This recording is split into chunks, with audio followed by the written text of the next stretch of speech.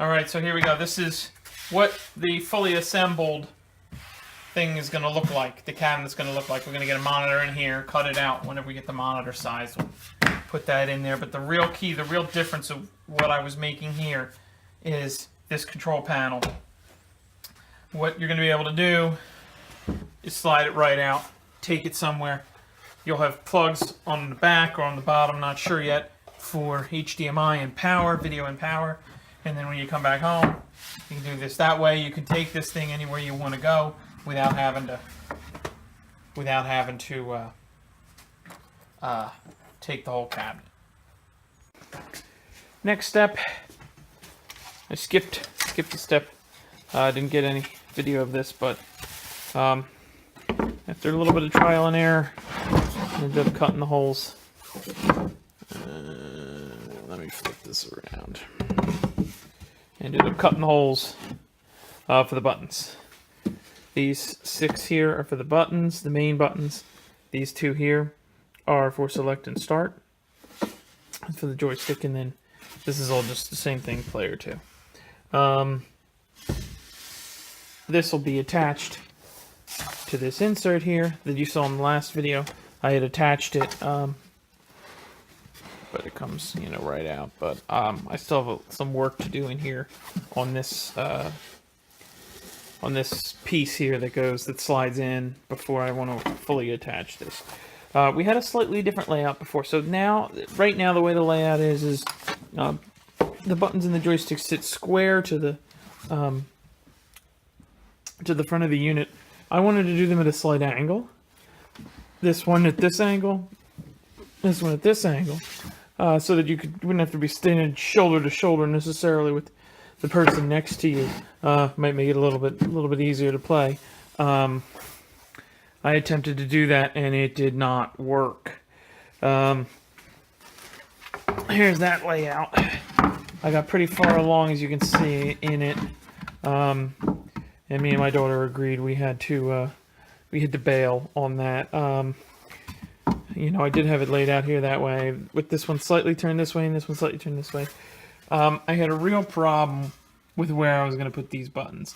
I couldn't bring this setup down any further because, as you can see, I'm right on the edge there. This is the line where underneath the support is.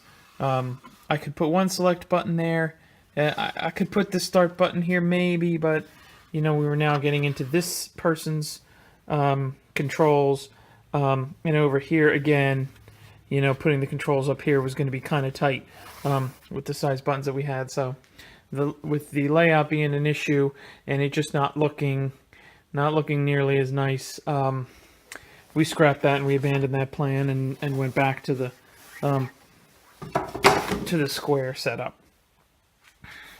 So as I finished up, basically I finished up most of this part here. We need a bottom here. The bottom is going to fit inside here. I don't know. You know what? Hold on. So the top will be on top like this, nailed down. And on the underside, the bottom will fit inside here.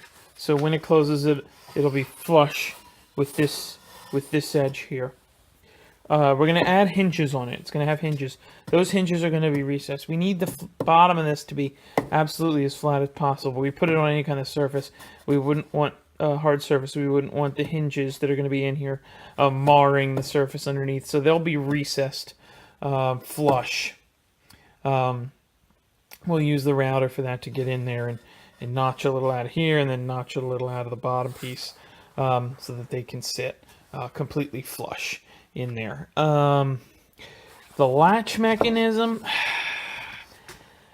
I haven't quite come up with a solution there. I don't know if I need a real mechanical latch there. I want to use, probably, I want it to be really strong, but I don't want to necessarily have something I have to latch and unlatch. I'm probably going to use 4 of those cabinet magnets, just to make it a really strong connection and have to really pull it to get it to come out. Those cabinet magnets, though, have a little like wibbly, like wobbliness to them. So I don't know if they'll hold it real tight. I'll have to play with that. But again, that's why I'm gonna wait to put the top on, because I can line all that up, you know, while the bottom is closed, and still get to it from the top and set everything up there.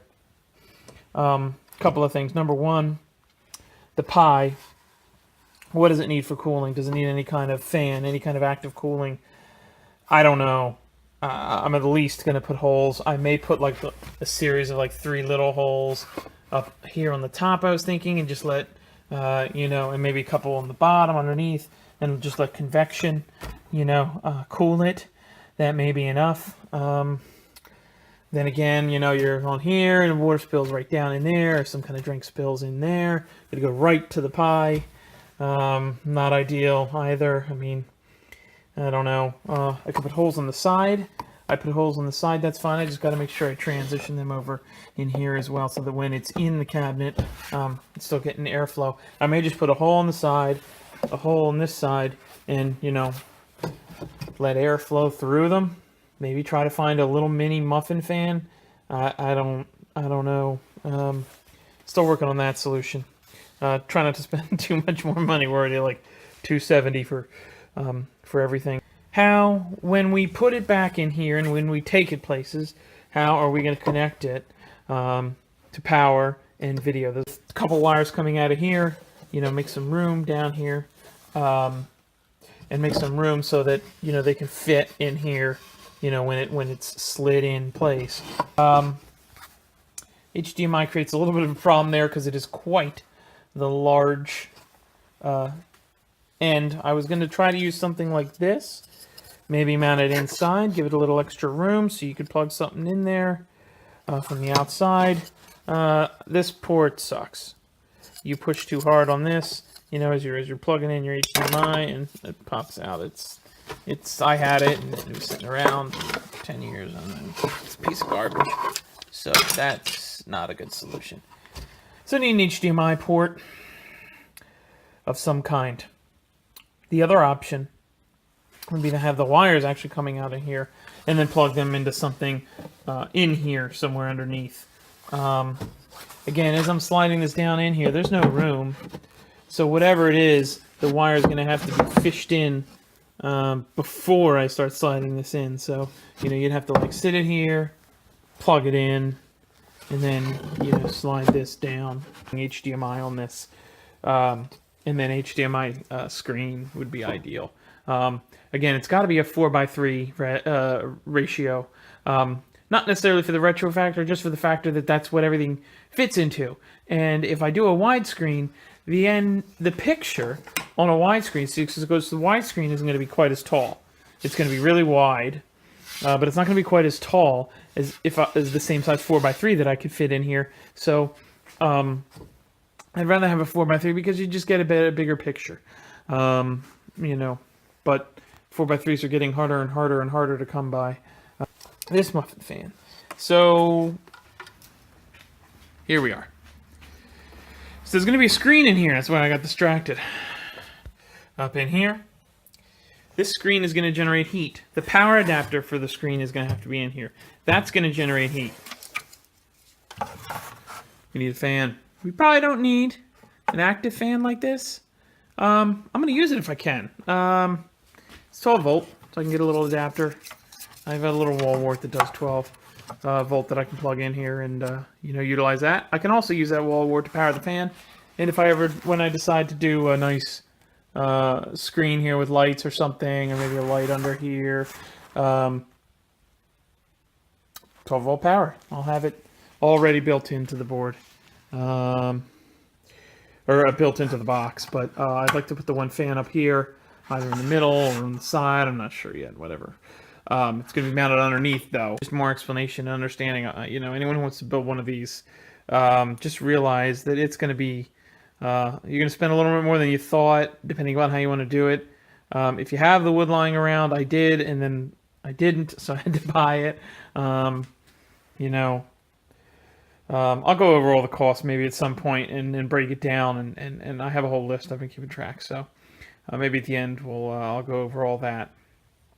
All the money I spent. So this is it though for this video. And yeah, in the next video we'll probably be installing this muffin fan at the very least. I have no screen yet, so we won't be doing that. But yeah, all right, very good. And we'll see you guys soon.